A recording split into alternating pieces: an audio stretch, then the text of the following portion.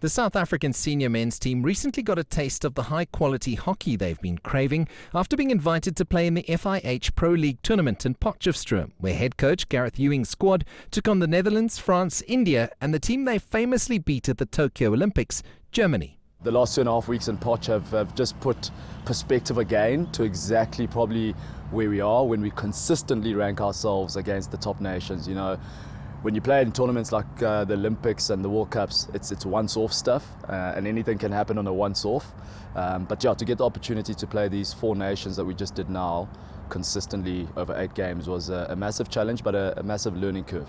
South Africa continues to be the dominant force on the continent for various reasons, but essentially it comes down to a continuous talent pipeline that starts at school level and continues into tertiary education.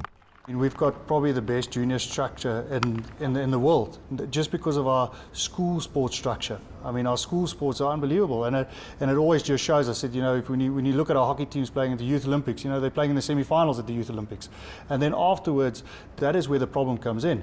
And I think that's where a lot of the African nations are sitting at the moment. They don't have such a strong junior structure. The schools is a great platform, but I think outside of that, you know, our university setups, the Varsity Cups setup, the annual university inter-varsity tournaments, USA, it gives consistent competition and it keeps the players keen in a very tricky age group of their lives, but it gives them something to play towards and to stay in the setup.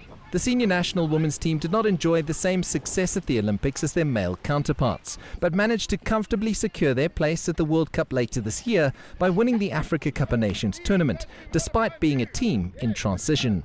They obviously didn't have a campaign that they wanted at the Olympics, so it's always tough when you come away from a big tournament. And, you know, we talk about a cycle. You know, it's a 4-year cycle, so all of a sudden you end your cycle on a quite a low.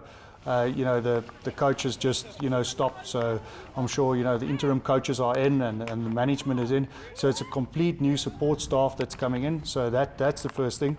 You know, the selectors need to look at some new players, and that's going to take time. With both the senior men's and women's teams having qualified for their respective World Cups, the future appears bright for South African hockey. But there's still plenty of work that needs to be done to ensure that the progression made since the disappointment of missing the 2016 Olympic Games continues on an upward trajectory and sees Africa's 2 top teams close the gap even further on their opponents who currently occupy the top 10 rankings in world hockey. CS du Plessis, CGTN, Pretoria, South Africa.